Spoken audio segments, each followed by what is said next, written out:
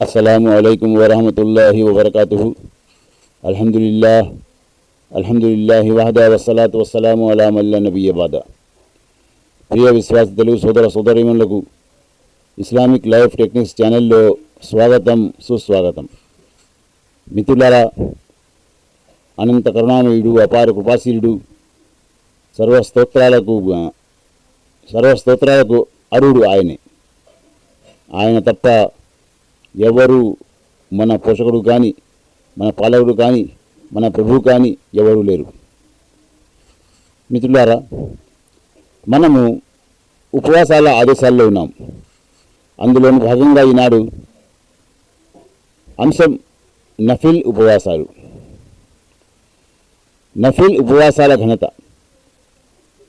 దైవ ప్రవక్త సల్లల్లాహు అలైహి వసల్లం ఈ విధంగా ప్రవచిస్తుండగా తాను విన్నానని అబూ సయీద్ రజియల్లాహు అన్హు తెలియజేశారు.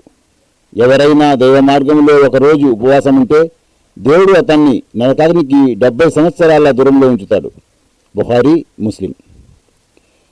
ప్రతి సంవత్సరం షవ్వాల్ మాసంలో 6 రోజులు ఉపవాసం ఉంటే జీవితాంతం ఉపవాసం ఉన్నంత పుణ్యం లభిస్తుంది. అబూ అయ్యూబ్ రజియల్లాహు అన్హు కథనం ప్రకారం దైవ ప్రవక్త సల్లల్లాహు అలైహి వసల్లం ఈ విధంగా ప్రవచించారు. ఎవరైతే ప్రతి సంవత్సరం రమజాన్ ఉపవాసాలతో పాటు షవ్వాల్ మాసంలో 6 రోజులు ఉపవాసాలు ఉంటారో వారికి జీవితాంతం ఉపవాసం ఉన్నంత పుణ్యం లభిస్తుంది. ముస్లిం, అబూ దావూద్, నసాయి, తిర్మిజీ, ఇబ్న్ మాజా, సహీహ్. అంటే 30+6 = 36 × 10 360. అంటే ప్రతి సత్కార్యానికి 10 రెట్ల పుణ్యం లభిస్తుందనే సూత్రం ఆధారంగా ఈ విధంగా ప్రతి సంవత్సరం ఆనవాయితీగా రమజాన్ ఉపవాసాలతో పాటు షవ్వాల్ మాసంలో 6 రోజులు ఉపవాసం పాటిస్తూ పోతే జీవితాంతం ఉపవాసం పాటించినంత పుణ్యం లభిస్తుంది. పున్నమి రోజుల్లో అంటే చంద్రమాసం ప్రకారం 13, 14, 15 తేదీల్లో ఉపవాసాలు ఉంటే జీవితాంతం ఉపవాసం ఉన్నంత పుణ్యం లభిస్తుంది. ఒక హదీసులో ఇలా ఉంది. అబూ ఖతాదా రజియల్లాహు అన్హు కథనం ప్రకారం దైవ ప్రవక్త సల్లల్లాహు అలైహి వసల్లం ఈ విధంగా ప్రవచించారు. ఒక రమజాన్ నుంచి మరో రమజాన్ వరకు మధ్యకాలంలో ప్రతి మాసంలోని 3 పున్నమి రోజుల్లో ఉపవాసం పాటిస్తే జీవితాంతం ఉపవాసం పాటించినట్లే. ముస్లిం. ప్రయాణంలో నఫిల్ ఉపవాసం పాటించవచ్చు. హంజా బిన్ అమ్ర్ అస్లమీ రజియల్లాహు అన్హు కథనం ప్రకారం తాను దైవ ప్రవక్త సల్లల్లాహు అలైహి వసల్లంను నేను ప్రయాణంలో ఉపవాసం ఉండవచ్చా అని అడిగారు. అందుకు ఆయన సమాధానమిస్తూ ఇష్టమైతే ఉండు, లేదనుకుంటే మానుకో అని చెప్పారు.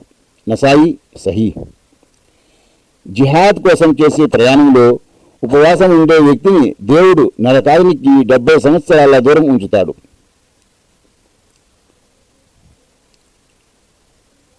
దీనికి సంబంధించిన హదీసు 100వ అంశం క్రింద ఉంది. సోమ, గురువారాల్లో ఉపవాసం ఉండటం దైవ ప్రవక్త సల్లల్లాహు అలైహి వసల్లంకు ఇష్టం. అబూ హురైరా రజియల్లాహు అన్హు కథనం ప్రకారం దైవ ప్రవక్త సల్లల్లాహు అలైహి వసల్లం ఈ విధంగా ప్రవచించారు. సోమ, గురువారాల్లో ప్రజల ఆచరణలు దేవుని సన్నిధికి చేరుకుంటాయి. కనుక నేను ఉపవాసం ఉన్న స్థితిలో నా ఆచరణలు దైవ సన్నిధికి చేరటం నాకు ఇష్టం. తిర్మిజీ, సహీహ్. అరఫా రోజు అంటే జుల్హిజ్జా మాసపు 9వ తేదీన పాటించబడే ఉపవాసం వెనుకటి 1 సంవత్సరం మరియు రాబోయే 1 సంవత్సరపు చిన్న పాపాలను తుడిచిపెట్టేస్తుంది. పోతే ఆషూరా అంటే ముహర్రం నెల 10వ తేదీ నాటి ఉపవాసం వెనుకటి 1 ఉపవాసపు పాపాలను తుడిచిపెట్టేస్తుంది. ఒక హదీసులో ఇలా ఉంది. అబూ ఖతాదా రజియల్లాహు అన్హు కథనం ప్రకారం దైవ ప్రవక్త సల్లల్లాహు అలైహి వసల్లం ఈ విధంగా ప్రవచించారు. అరఫా నాటి ఉపవాసానికి బదులుగా దేవుడు గత ఏడాది మరియు వచ్చే ఏడాది పాపాలను మన్నిస్తాడని, ఆషూరా ఉపవాసానికి బదులుగా గత ఏడాది పాపాలను మన్నిస్తాడని నేను ఆశిస్తున్నాను. ముస్లిం. కేవలం ఆషూరా రోజు మాత్రమే ఉపవాసం పాటించడం అవాంఛనీయం. ఈ అంశాన్ని 130వ అంశం కింద హదీసును పేర్కొనడం జరిగింది. దైవ ప్రవక్త సల్లల్లాహు అలైహి వసల్లం ఇతర నెలలన్నిటికన్నా షాబాన్ మాసంలో అతి ఎక్కువగా ఉపవాసాలు పాటించేవారు. ఆయిషా రజియల్లాహు అన్హా కథనం ప్రకారం రంజాన్ నెలలో తప్ప దైవ ప్రవక్త సల్లల్లాహు అలైహి వసల్లం ఇతర ఏ నెలలోనూ నెల సాయంత్రం ఉపవాసం పాటించడం నేను చూడలేదు. అదేవిధంగా ఆయన షాబాన్ నెలలో తప్ప మరో నెలలో కూడా ఎక్కువ నఫిల్ ఉపవాసాలు పాటించడం నేను చూడలేదు. అంటే ప్రత్యేకంగా షాబాన్ మాసపు 15వ తేదీ నాడే ఉపవాసం పాటించాలనే విషయానికి సంబంధించిన హదీసులన్నీ కూడా విశ్వసనీయమైనవి కావు. ఈ మాసానికి సంబంధించి దైవ ప్రవక్త సల్లల్లాహు అలైహి వసల్లం ఈ మాసంలో అతి ఎక్కువగా ఉపవాసాలు పాటించేవారన్న విషయం మాత్రం వాస్తవం.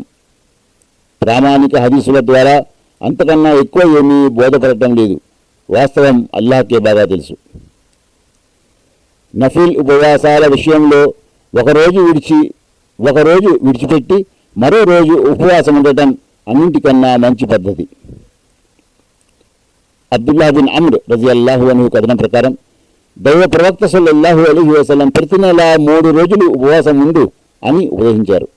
అందుకు నేను నాలో అంతకన్నా ఎక్కువ శక్తి ఉంది అని అన్నాను. ఆ విధంగా ఆయన నాకు ఎక్కువ ఉపవాసాలు ఉండటానికి అనుమతిస్తూ పోయారు. చివరికి ఆయన ఒకరోజు ఉపవాసం ఉంటే మరో రోజు ఉపవాసం మానుకో. ఉపవాసం పాటించే విషయంలో ఇదే అత్యుత్తమ పద్ధతి. నా సోదరులు దావూద్ అలైహిస్సలాం కూడా ఈ పద్ధతినే పాటించేవారు అని చెప్పారు. బుఖారీ, ముస్లిం. ముహర్రం మాసంలో ఉండే ఉపవాసాల ఘనత.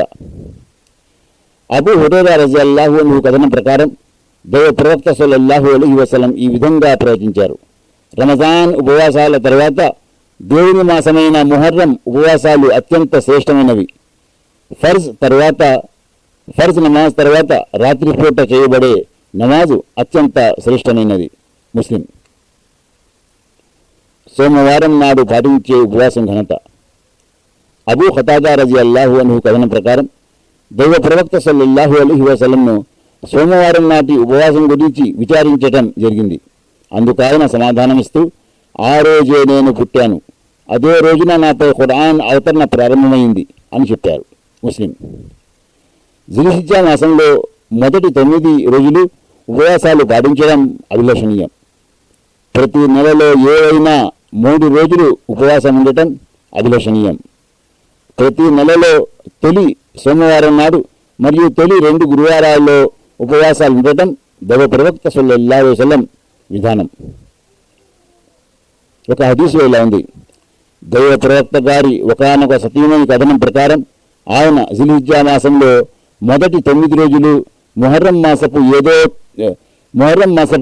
10వ తేదీన ఉపవాసం పాటించేవారు. ఇంకా ప్రతి నెలలో 3 రోజులు ప్రతి నెలలోని మొదటి సోమవారం మరియు మొదటి 2 గురువారాల్లో కూడా ఉపవాసం ఉండేవారు. ఏమీ తినకుండా తాగకుండా ఉంటే సూర్యుడు నిత్యం నుండి వాళ్ళకు ముందు వరకు ఎప్పుడైనా నఫిల్ ఉపవాసానికి సంబంధించి సంకల్పం చేసుకోవచ్చు. ఇది 35వ అంశం క్రింద హదీసులో ఉంది. నఫిల్ ఉపవాసాలను మధ్యలో విరమించినా వాటిని తిరిగి ఖజా పూర్తి చేయవలసిన అవసరం లేదు. ఇది 78వ అంశం క్రింద ఉంది. నఫిల్ ఆరాధనల విషయంలో మధ్య మార్గాన్ని అవలంబించటం ఉత్తమం. 68వ అంశం కింద హదీసు ఉంది. ఆ హదీస్ చూసుకోండి. ఎడతెరిపి లేకుండా 40 రోజులు ఉపవాసం పాటించే పద్ధతికి దైవ ప్రవక్త విధానంలో ఎలాంటి నిదర్శనం లేదు, అంటే ఎలాంటి ఉదాహరణ లభించదు. మిత్రులారా, చూసారా, ఉపవాసాల విషయంలో కూడా ప్రవక్త సల్లల్లాహు అలైహి వసల్లం అంటే మన ధర్మం, మన ఇస్లాం ధర్మం ప్రతి విషయాన్ని మనకు తెలియజేసి దాని యొక్క ఏం చేయాలి, ఎప్పుడు ఏం చేయాలి అని ప్రతి విషయాన్ని బోధించింది. అందువల్ల మనం ధార్మిక విద్య నేర్చుకోవాలి. అల్లాహ్ తఆలా మనందరికీ ధార్మిక విద్య నేర్చుకునే దాని ప్రకారం జీవించే, దాన్ని ఇతరులకు అందించే భాగ్యాన్ని ప్రసాదించుగాక. ఆమీన్. వాఖిరు దావానా అల్హమ్దులిల్లాహి రబ్బిల్ ఆలమీన్. అస్సలాము అలైకుం వరహ్మతుల్లాహి వబరకాతుహు.